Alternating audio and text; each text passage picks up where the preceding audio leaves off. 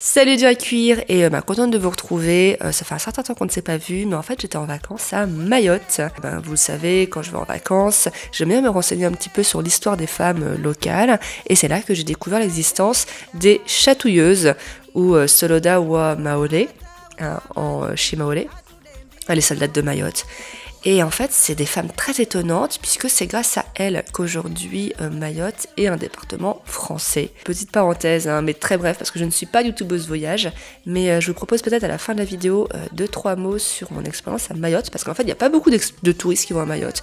50 000 chaque année, je crois, et c'est surtout des voyages d'affaires ou des Maoris qui rentrent en vacances dans leur famille. Et donc voilà, je me suis dit que ça pourrait peut-être intéresser certains d'entre vous d'avoir un petit retour d'expérience. Mais bon, très bref. Donc retournons au cœur de la vidéo, parlons des chatouilleuses.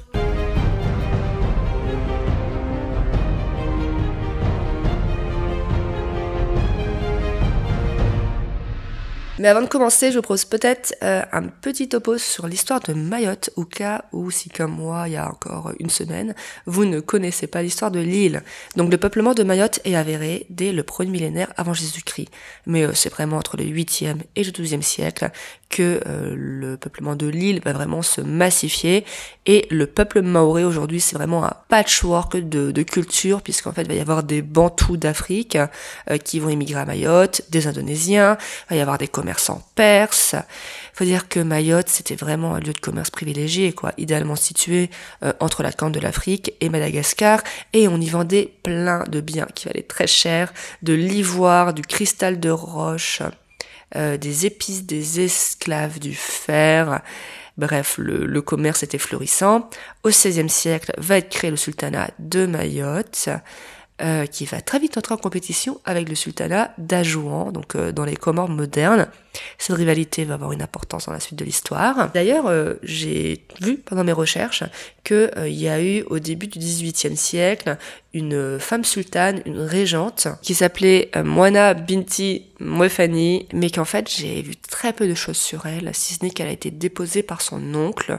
Donc voilà, s'il y a des étudiants en histoire maoré qui regardent cette vidéo, je pense que ça peut faire un bon sujet de mémoire. Donc en 1841, le sultan de Mayotte vend son île à la France en échange d'une protection militaire. Donc l'île va devenir une colonie française jusqu'à 1958, date à laquelle, vous savez, De Gaulle annonce la tenue d'un référendum justement dans les colonies pour savoir si ces territoires voulaient rester au sein de la communauté française ou prendre leur indépendance. Et là, il va y avoir un schisme.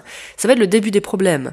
Il y avait déjà des problèmes avant, mais là, les problèmes qui nous intéressent aujourd'hui, dans le sens où les Comores, eux, vont se positionner catégoriquement pour l'indépendance. Et donc, du coup, les Comores vont essayer d'unifier leur territoire, un petit peu de centraliser tout ça, aux grandes dames des Maorés.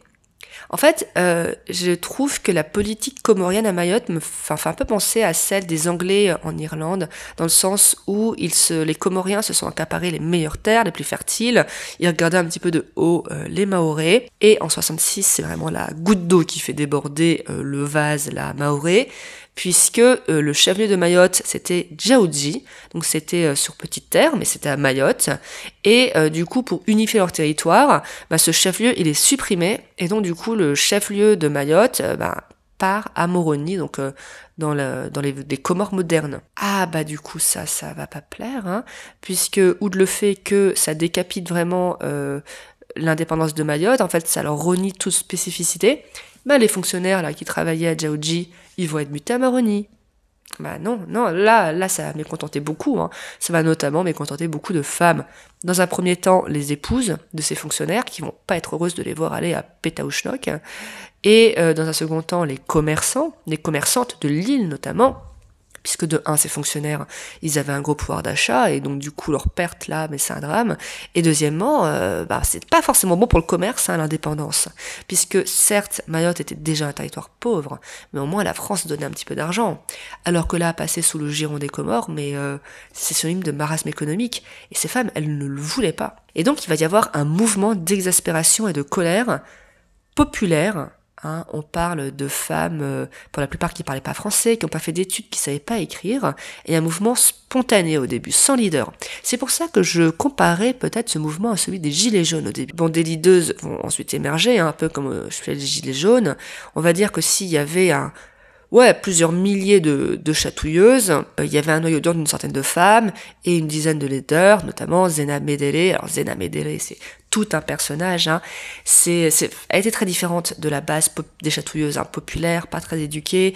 Elle était mi-malgache, mi-mahoraise. Elle avait tenu une école, elle était directrice d'une école coranique, me semble-t-il, et elle prônait la non-violence. C'était une pacifique. Et au début, les chatouilleuses vont essayer d'être non-violentes. Vraiment, elles vont faire beaucoup d'efforts. Mais malheureusement, on va pas vraiment les écouter. Donc en 66, elles vont demander un rendez-vous avec le ministre de l'Éducation. Elles avaient vraiment des revendications pragmatiques et raisonnables. Elles voulaient lui faire part de leur inquiétude face à la mutation des fonctionnaires, mais également lui faire remonter plusieurs remarques sur le système scolaire et les défaillances de ce système à Mayotte. Et lui, mais il va être infect. Il va être vulgaire. Attends, il avait quand même des mamans, des épouses en face de lui, et il leur a dit d'aller se gratter les fesses avec du piment. Et il les a aussi traités de, je sais pas si je peux le dire sur YouTube, mais de gouis, 3 petits points, NES, si vous avez compris. Bref, un homme charmant. Donc autant dire que ça va très mal se passer et que, un peu comme les gilets jaunes, ces femmes vont perdre totalement confiance dans le politique. Elles vont se dire qu'elles vont devoir prendre les choses en main. Et là, je vais vous expliquer pourquoi on appelle ces femmes les chatouilleuses. En fait, donc je vous ai dit, ces femmes, c'était surtout des mères, c'était des épouses, même quelques grand-mères. Elles n'avaient pas envie de finir en prison. Donc il fallait trouver un moyen d'agir, de choquer l'opinion, de faire des coups médiatiques, sans pour autant s'exposer à des peines de prison. Et donc du coup, elles vont avoir l'idée de se mettre à chatouiller les dignitaires comoriens. En gros, quand elles avaient une cible, elles s'approchaient de celle-ci, à une trentaine de femmes, elles le mettaient à terre et puis elles le chatouillaient. Alors, outre le fait, que c'était un coup médiatique, faut pas enlever non plus la dimension humiliante à ce geste. N'oublions pas que les Comores sont toujours aujourd'hui une société traditionnelle, et donc c'était considéré comme très humiliant, très castrateur comme ça, de se faire renverser par des femmes. Alors, faut pas non plus penser que c'était quotidien. On parle de quelques actions qui ont marqué les esprits, mais c'était pas non plus le quotidien des actions de ces femmes qui étaient beaucoup plus riches. Peut-être même un peu trop riches. Là encore, ça m'avait pensé aux gilets jaunes, dans le sens où au début, elles ont tenté le dialogue, et ça a pas marché. Donc du coup, en parallèle de ces chatouilles, elle va avoir des actions beaucoup plus violentes. Et c'est vrai qu'elles ont pratiqué, notamment la base populaire, de l'ostracisation, des protestations de rue, des agressions physiques, oui, il y en a eu. Elles ont tenté des méthodes un peu musclées d'action. En 67, par exemple, elles prennent les locaux de l'ORTF d'assaut et elles les occupent, donc c'était la radio. Parfois ça se passe mal, parfois ça dégénère un peu avec la police. En 66, des chatouilleuses vont prendre pour cible un orchestre comorien. Et donc elles s'approchaient de l'orchestre, et donc du coup les policiers comoriens ont voulu charger, donc elles leur ont balancé des pierres, et il va y avoir des drames, certaines vont être emprisonnées, et en 69, la jeune Zakia Madi, donc une jeune chatouilleuse, va mourir lors d'un affrontement avec la police comorienne. Et d'ailleurs, aujourd'hui dans les Comores, on s'étrangle un petit peu de ce terme de chatouilleuse, qu'on estime beaucoup trop gentil, beaucoup trop sympathique, et on accuse un peu la France d'avoir un petit peu doré l'image de ces femmes en accentuant leur côté de mère, d'épouse, et en occultant leurs actions parfois violentes. Bon, faut dire après, dans les Comores, c'est l'extrême, elles ont une légende très noire, ces femmes, on les accuse d'avoir castré des hommes, alors, des conneries, bien sûr qu'elles n'ont jamais castré des hommes. Mais bon, leurs actions vont marcher, elles vont faire parler d'elles, et elles vont même se faire des alliés, et notamment le Congrès des notables. Alors le Congrès des notables, c'est vraiment l'anti-chatouilleuse, puisque c'est un parti composé de caciques locaux, de mahorais lettrés, pro-France en fait, qui se sont créés suite à l'annonce du général de Gaulle du référendum. Et en fait, ils ont vu dans les chatouilleuses un petit peu leurs bras armés. Malheureusement, même si les actions des chatouilleuses vont porter leurs fruits, dans le sens où elles ont vraiment marqué l'esprit de la population, et en 76, quand va se tenir un référendum, le oui pour le maintien du rattachement à la France va être ultra majoritaire. Je crois qu'on était près sur du 98%, je pense, avec 80% de participation, me semble-t-il.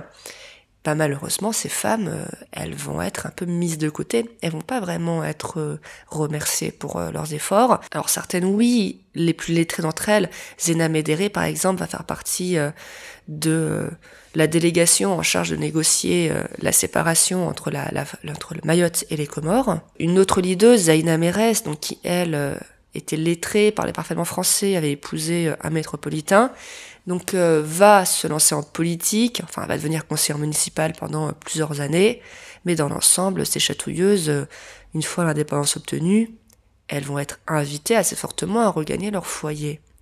Alors que par contre, du côté du Congrès des notables, là, il va y avoir des postes qui vont être donnés, des gratifications à gogo, parce que ouais, c'est vrai que les chatouilleuses, c'est pas qu'on les respectait pas, mais on les voyait un petit peu comme ouais, des illettrés et en gros bonnes à manifester et pas ensuite pas assez bonnes pour jouer un rôle dans le développement de l'île, quoi. Et c'est dommage.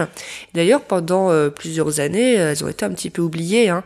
Bon, là, ça a changé, je trouve, depuis peut-être une vingtaine d'années. Mais après, leur héritage a été récupéré par tous les bords politiques possibles. A fortiori, depuis que la dernière membre du noyau dur des chatouilleuses, Moyengue et Tchati, est morte, donc en 2019. Donc la même année, par exemple, Emmanuel Macron a rendu hommage à Zena Médéré, donc qui était morte en 99, donc pour célébrer les 20 ans de sa mort. Et là, on voit de plus en plus d'articles popper sur ces chatouilleuses, d'autant plus que là, depuis 2023, je crois qu'un nouveau collectif de chatouilleuses s'est constitué, ou alors il était déjà existant, mais en 2023, en mai, elles ont beaucoup pris la parole pour soutenir notamment, vous savez, l'opération Wambouchou, là, qui visait à démanteler des bidonvilles de Comoriens illégaux. Et parce que justement, du coup, comme c'est vrai qu'actuellement l'île ne va pas très bien, ce collectif de femmes entend peser dans le game et pour essayer justement de redresser un petit peu tout ça. Donc voilà, donc écoutez, tout ce qu'on leur souhaite, c'est un bon combat et de parvenir à se faire entendre. Donc voilà, écoutez, j'espère vous avoir fait découvrir ou redécouvrir ces Soloda, ces chatouilleuses. En tout cas, n'hésitez pas à liker, à vous abonner, à partager si vous avez aimé. Et les quelques mots vite faits sur Mayotte. En fait, moi, je suis allée à Mayotte pour passer la fin de mon niveau 2 de plongée. J'avais passé mon PA20 cet été. Là, c'était pour passer mon PE40. Parce que dans les Antilles, c'était assez en des cyclones. Je me voyais pas faire 24 heures d'avion pour aller en Polynésie ou à Tahiti. Et donc, il y avait la Réunion au Mayotte. Et c'est vrai qu'on m'a dit, va à Mayotte, tu verras beaucoup plus de gros animaux, quoi, pendant tes plongées. Et que c'était magnifique. J'ai vu mon premier gros requin gris du récif, j'étais contente, des raimentas, enfin des poissons vraiment dans tous les sens. Donc j'étais partie toute seule, hein. J'ai loué ma voiture. Et c'est vrai qu'on m'avait dit fais gaffe et tout. D'ailleurs, quand j'ai dit aux gens que j'allais à Mayotte, on m'a dit mais pourquoi Mayotte? Pourquoi t'es pas allé à la Réunion? Peut-être parce que c'est deux endroits différents en fait. C'est comme si j'annonçais aller en Italie et qu'on me dit mais pourquoi tu vas pas en Espagne, quoi. Et en fait, ça s'est bien passé. Alors après, je suis restée dans le sud de l'île. C'est vrai que le sud de l'île, c'est considéré comme la zone la plus calme. Mais c'est vrai que Mayotte, on entend beaucoup parler pour le manque d'eau, pour l'insécurité. Et en fait, les Maoris, ils étaient très gentils. Mon GPS fonctionnait très peu. Donc du coup, je me suis beaucoup perdue en voiture. Et les gens m'ont vraiment beaucoup aidé.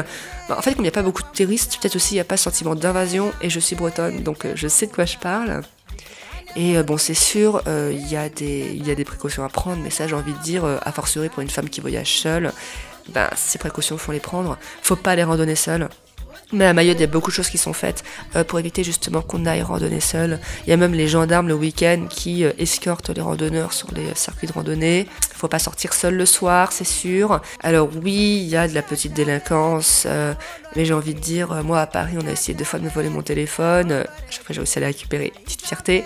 Donc ouais, il y a des précautions à prendre. Je vais être honnête avec vous. Moi, à un moment, je me suis pris, j'étais pris dans un caillassage. Heureusement, la voiture, elle allait bien. Mais peut-être pas les caillassages, mais en gros des problèmes on en trouve partout. En tout cas, ça doit pas occulter le fait que franchement c'était une belle expérience. C'est un des rares endroits où vous pourrez voir des tortues vraiment à la pelle. Moi j'étais beaucoup dans le sud à Ngouja, et c'est vrai que là on va faire du snorkeling depuis la plage et voir plein d'énormes tortues vertes. Il y a une biodiversité marine incroyable. J'ai beaucoup aimé aussi les lémuriens. Il y a des beaux circuits de randonnée. Et c'est dommage que rien n'ait fait pour exploiter cette île. Par exemple, vous savez, moi j'adore faire des vlogs de musées. Donc je me suis dit, ouais, je vais faire un vlog de musée à Mayotte et tout. Il n'y a aucun musée à Mayotte. Ils en avaient créé un en 2015, ouvert en grande pompe et tout. Et finalement, je crois qu'ils l'ont fermé en 2018 pour des fissures et ça n'a jamais réouvert. Voilà. Et je trouve ça dommage. Et d'ailleurs, si vous êtes plongeur, ou si vous aimez le snorkeling, je vous invite à y aller parce que franchement, c'est très très beau. D'ailleurs, tout le monde m'a dit que par exemple pour la plongée, Mayotte c'était beaucoup mieux que la Réunion. Il y a beaucoup de Réunionnais en vacances sur l'île qui m'ont tous confirmé ça. Donc écoutez, n'hésitez pas. Et écoutez, la vidéo est déjà beaucoup trop longue, je vois qu'il est 8h31, je dois aller au travail. Et donc du coup, écoutez, je vous souhaite une super journée et à bientôt pour une prochaine vidéo. Salut!